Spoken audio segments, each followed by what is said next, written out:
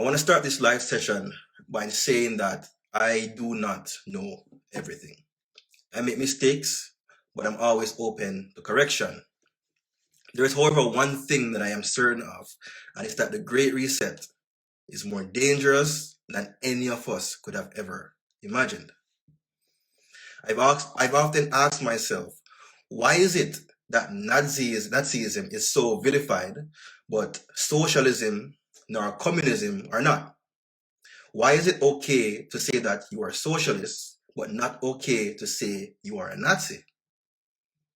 I moved on to ask, what's the difference between Nazism and socialism? Some say that Nazism is a form of fascism on the right of the political spectrum, while socialism is on the far left of the political spectrum. Socialists say their systems are in direct opposition to fascism or Nazism, otherwise known as National Socialism. But for the life of me, I couldn't understand why that was. Because based on my research, I found no significant difference between Nazism and socialism. Jack McFerrin is a graduate with a dual bachelor's degree in economics and history, well learned on a powerful combination of topics. He's a researcher of socialism at Heartland Institute, and as a part of his master's degree in international affairs program, he is researching domestic and international economic policy, global institutions, authoritarian regimes, and foreign affairs with a particular interest in Russia and China. I'm telling you about Jack's qualifications because I want you to know that what I'm about to tell you is not something I pulled from my imagination, and that the information I'm about to provide to you comes from well-placed and educated sources. Jack has confirmed what I've already known, but could not make sense of. Fascism is socialism's smarter brother. Jack goes on to state that fascism and socialism are unified around one guiding principle, which is a societal revolution closely followed by totalitarian rule. Fascism is a political philosophy, movement, or regime that exalts a nation and often race above the individual that stands for a centralized autocratic government headed by a dictatorial leader, severe economic and social regimentation, and forcible suppression of opposition. That's the definition from Merriam-Webster. Jack contends that through research from the historian Emilio Gentile, socialism and fascism share the same political religion, which is totalitarianism, because both systems result in a dramatic concentration of power and open disregard for human rights guarantees. The relationship between socialism and fascism is clear, because every single leader of a fascist movement promoted socialist principles, including Adolf Hitler of Germany, Leon Dietz of France, Hendrik de Man of Belgium, Benito Mussolini of Italy, and more. In a speech, Hitler proclaimed, "We must on principle free ourselves from any class standpoint. There are no such thing as classes. There can only be a single people, and beyond that, nothing else." Hitler also said, in regards to his plan to build Germany's economy, the program demands the nationalization of all public companies. In other words, socialization. The good of the community takes priority over that of the individual, but the state should retain control. Every owner should feel himself to be an agent of the state. The Third Reich will always retain the right to control property owners. That's what Hitler said. Now, Joseph Goebbels, who was the German minister of propaganda under Nazi Germany, once said, "The future belongs to dictatorship of the socialist idea of the state." So question, does this not sound like socialism to you? A point of note to compare the times of Nazi Germany to today. German youth during those times had a violent feeling of hatred towards capitalism and a boiling desire for a socialist regime. Does that sound familiar to you in what we are dealing with in regards to cancel culture and the anti-freedom protesters? Do you realize that they are setting up freedom-loving, rule of law loving, charter of rights loving Canadians to be the enemy of the state? And do you realize how hard they are trying to get the majority of Canadians to hate us? If this continues, anti-freedom Canadians will commit an atrocity against pro-freedom Canadians, some of whom are easily identifiable based on their vaccination status, like me. Now, here's the terrifying thing about fascism, which separates it from socialism.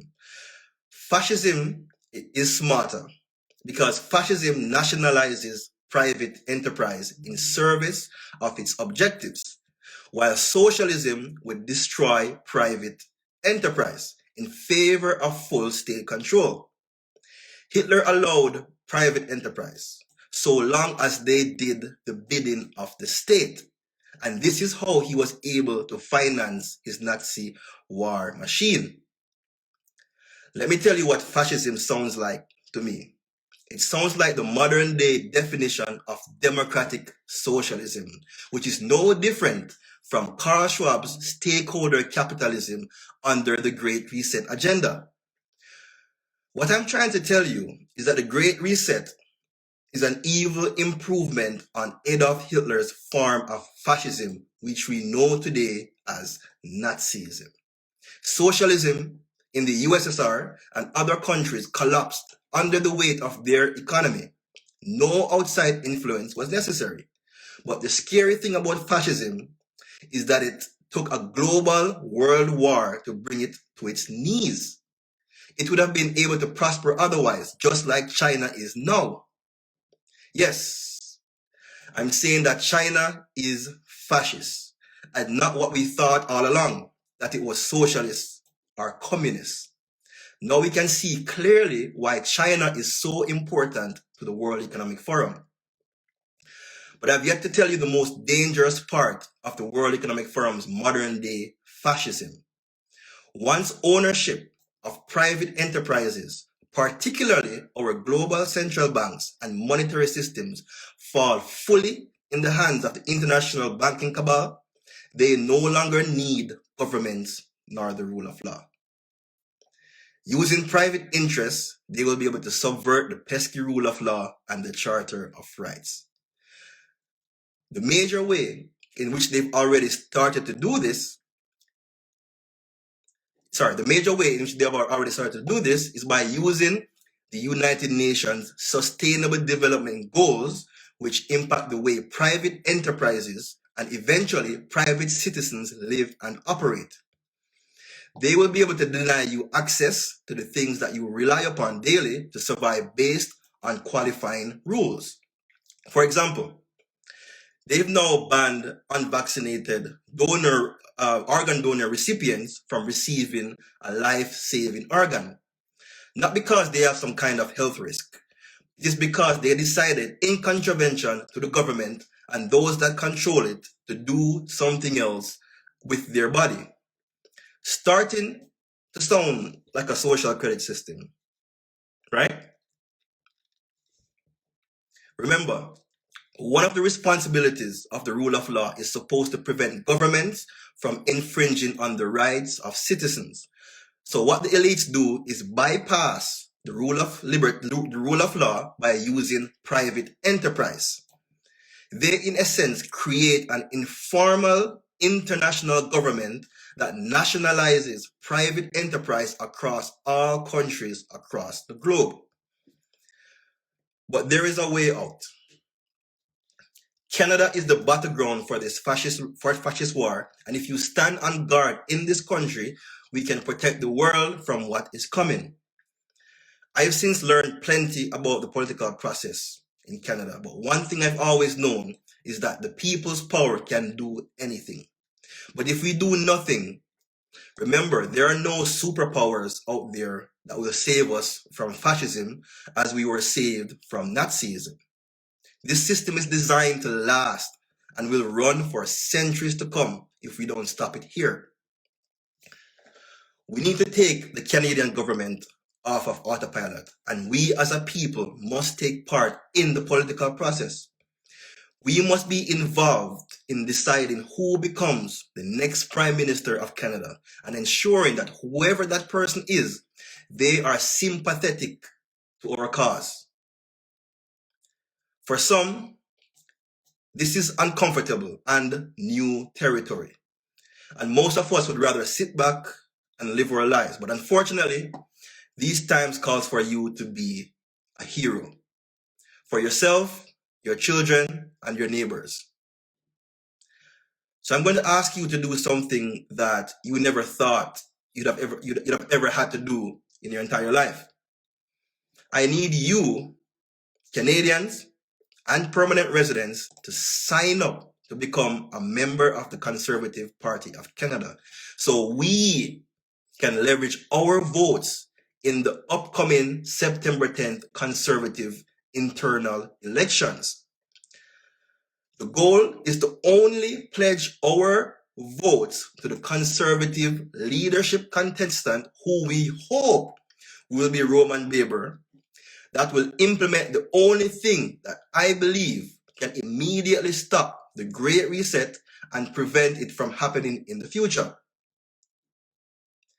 I am talking about a concept called free banking, as well as the enshrine in the Charter of Rights that Canadians have the fundamental human rights and freedoms to create, choose, accept, refuse money without being subject to non-financial entry barriers and privileges.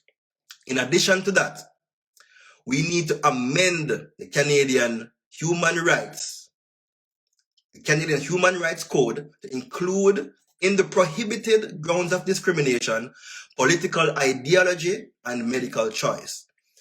This will ensure that Canadians who refuse medical treatment from government or private entities, donate to or support legal political causes that government does not support, remain protected under Canada's Human Rights Code. But before I go into details about free banking, there is a link in my bio that I want you to click on after this live session ends. Click that link and select the top tab that says Stop the Great Reset. It will ask you to sign up on my website to access the full 6 steps that we need to take to stop the Great Reset, and it includes the forms you need to sign up to become a member of the Conservative Party of Canada. In addition to that, I'm going to be selecting 10 persons out of those who signed up to co-sponsor my House of Commons e-petition for a free banking system plan. And once the petition is approved on the government website, it is up to us to share it as much as possible to get thousands of Canadians to sign it. I'll be targeting Member of Parliament Colin Carey to be the sponsor of this petition. Colin Carey is the MP that brought up a question in the World Economic Forum's infiltration of the Prime Minister's cabinet in the House of Commons. I consider this petition to be a test of our democracy. I'm going to break down the petition in detail and how each part stops the Great Reset. Just so you know, I co-opted the Guaranteed Basic Living Income Bill S233 and turned it against them. And listen how I turned it against them. Here's what the petition says.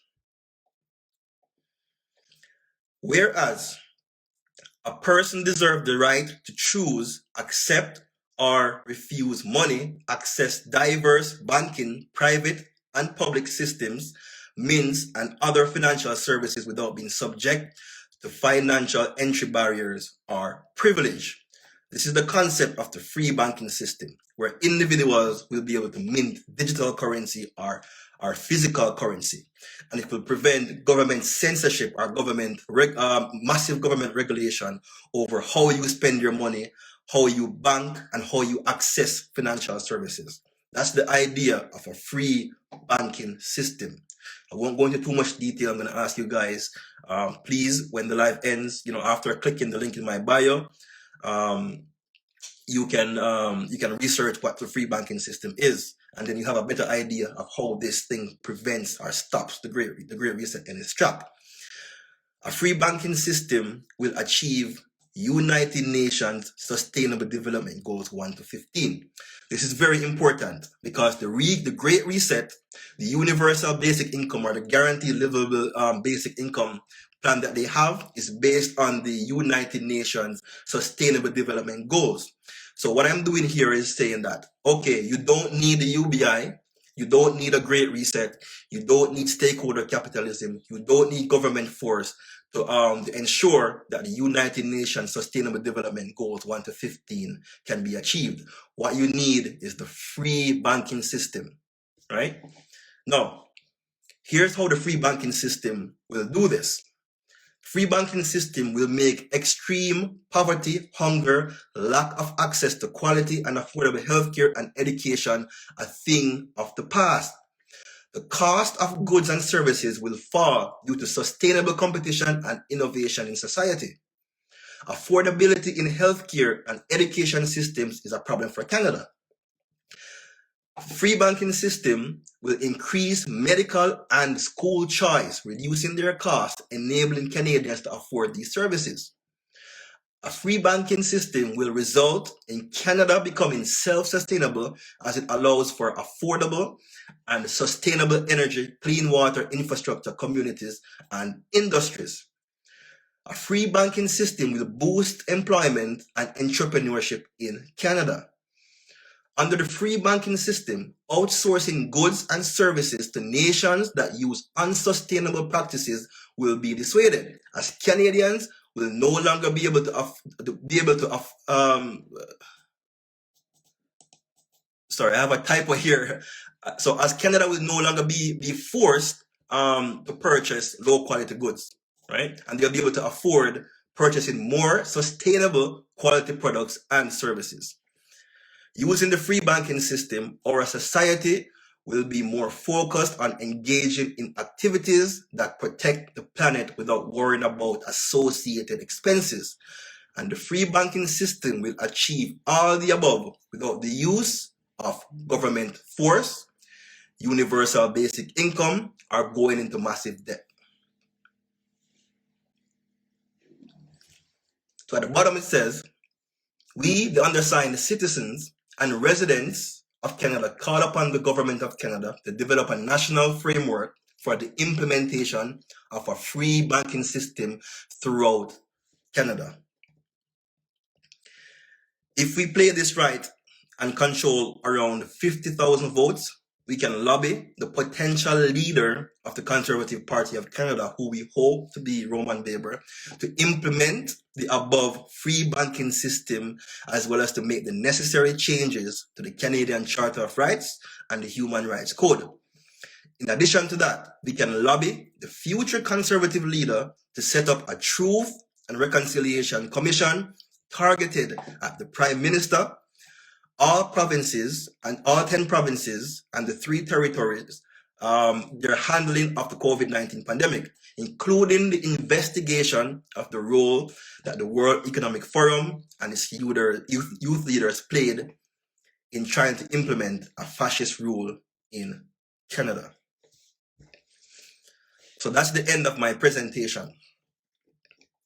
So I'm going to go back to the part where I said that in my bio, there's a link that I'm asking guys to click and sign up on the website there. And when you sign up, you're going to get a response with all the 6 steps that I've outlined. And one of the steps includes signing up to become a member of the Conservative Party. Now, as I've said multiple times, one second, guys, one sec.